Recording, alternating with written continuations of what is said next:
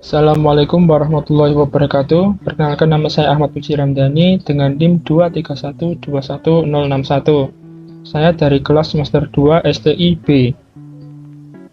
Hari ini saya akan menjelaskan tentang 4 materi. Yang pertama adalah memori, yang kedua adalah input atau output dan storage device, yang ketiga adalah prosesor, yang keempat adalah bus.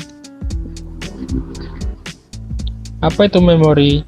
Penyimpanan dalam memori juga dikenal sebagai komputasi dalam memori, adalah teknologi yang memungkinkan data disimpan atau diakses secara langsung di memori utama atau RAM komputer, dibandingkan dengan sistem penyimpanan berbasis disk tradisional. Berikut adalah ukuran size dari memori, mulai dari bit, byte, kilobyte, megabyte, gigabyte, terabyte, petabyte, bahkan exabyte, dan seterusnya. Fungsi memori. Memori memiliki fungsi dasar untuk pengkodean, penyimpanan, dan pengambilan informasi. Memori dapat menyimpan informasi sementara atau untuk waktu yang lama, dan informasi tersebut dapat diambil kembali sewaktu-waktu. Penggunaan memori. Memori digunakan dalam hampir di semua perangkat, mulai dari HP, laptop, PC, kamera, dan lain-lain. Tentu saja memori yang digunakan berbeda-beda untuk setiap perangkat. Seperti contohnya SD card. SD card ini adalah memori tambahan untuk perangkat HP atau sering juga disebut dengan memori eksternal. Hard disk adalah salah satu memori yang khusus dibuat untuk penyimpanan laptop ataupun PC. Dan selanjutnya adalah input atau output dan storage device. Output device atau perangkat keluaran adalah perangkat keras komputer yang digunakan untuk menerima data dari komputer dan mengubahnya menjadi bentuk yang dapat dilihat manusia. Output device dapat mengirimkan data dari komputer dalam bentuk teks, suara, gambar, dan media lainnya. Berikut adalah contoh-contoh dari output device. Terdapat printer, monitor, speaker, headset, dan proyektor. Input device. Input device adalah perangkat keras komputer yang berfungsi untuk memasukkan data atau informasi ke komputer. Data tersebut dapat berbentuk gambar, teks, video, dan audio. Input device merupakan salah satu komponen penting dalam komputer. Berikut adalah contoh-contoh dari input device, seperti webcam, mouse, keyboard, joystick, dan mikrofon.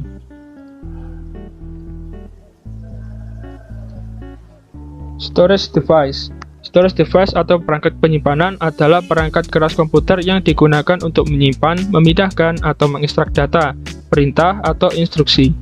Tanpa storage device, komputer tidak akan dapat berjalan atau memuat data. Perangkat penyimpanan dapat ditemukan di berbagai internal atau eksternal komputer, server, atau perangkat komputasi lainnya. Berikut adalah contoh-contoh dari storage device. Hard disk atau HDD, SSD SATA atau Solid State Drive Serial ATA, SD card atau Secure Digital Card, SSD NVMe atau Non-Volatile Memory Express, dan juga flash disk.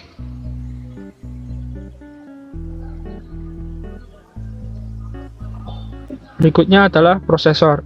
Untuk saat ini, prosesor yang ada adalah bermerek Intel dan juga AMD.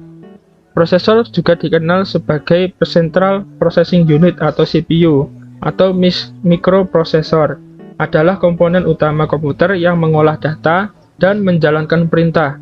Prosesor menerima masukan atau input dalam bentuk instruksi program dan menjalankan triliunan kalkulasi untuk memberikan keluaran atau output yang akan digunakan oleh pengguna. Intel. Prosesor Intel adalah salah satu jenis prosesor komputer dan laptop yang paling populer dan laris di pasaran. Prosesor Intel digunakan dalam sebagian besar komputer pribadi atau PC dan dipasok kepada produsen sistem komputer seperti Lenovo, HP, dan Dell. Jenis dari prosesor Intel ada beberapa, seperti Intel Pentium, Celeron, Core i3, Core i5, Core i7. Dan yang paling terbaru yaitu Core i9, dan sekarang generasi terbaru dari Intel ada di generasi 14, dan akan segera keluar untuk generasi 15 pada Oktober atau Desember 2024. Prosesor AMD atau Advanced Micro Device adalah merek unit pemrosesan pusat atau CPU untuk laptop dan PC desktop. AMD dikenal karena keterjangkauannya dan kecepatannya yang sangat cepat. Jenis dari prosesor AMD ada beberapa, seperti AMD E-Series, A-Series, Athlon, Ryzen, dan lain-lain.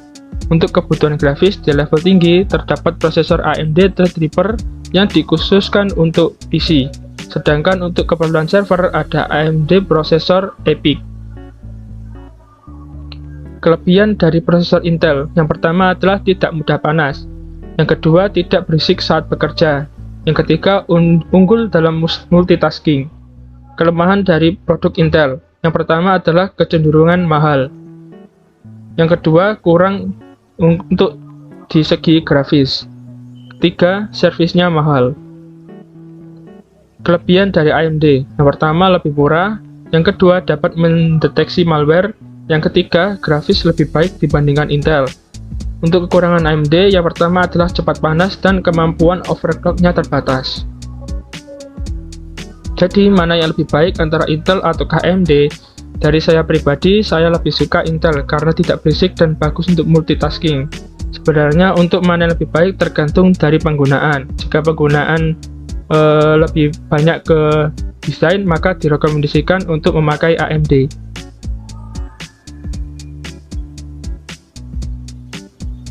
Yang keempat adalah bus. Sistem bus adalah jalur yang terdiri dari kabel dan konektor yang digunakan untuk membawa data antara perangkat komputer seperti CPU, RAM, video prosesor, hard disk, dan perangkat input atau output.